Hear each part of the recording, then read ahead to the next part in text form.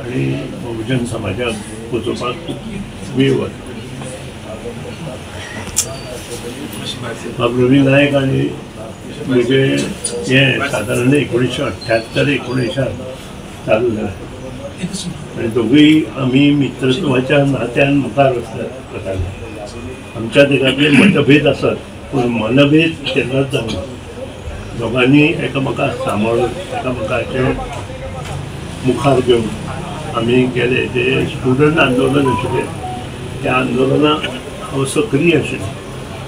50% बस फॅर आणि त्या आंदोलन करता आसतना आमकां जेन्ना अटक जाली तेन्ना आमकां खरो हातभार लायलो तो बाब प्रवीण नायकान.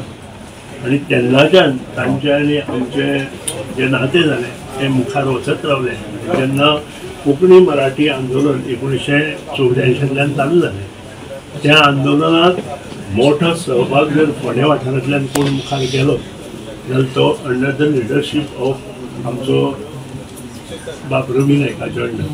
आणि आमी सगळे त्या वेळा वयले युवा वर्ग आमी तेन्ना त्या वेळा वयले युवा वर्ग एकठांय जावन मडगांव वास्को ह्या सारक्या हातूंत दुकानां ओपन करपाक जो आमकां मोठो पाठिंबो मेळ्ळो तो आमचो प्रवीण नायकाचो.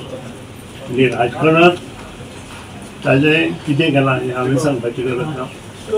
एक उदात्त उदाहरण समाजाक वावुरले नंतर लोक समाजाक कशें मुखार व्हरता हें उदात्त उदाहरण म्हणजे आमचे बहुजन समाजाचे लिडर बाब प्रवीण नायक.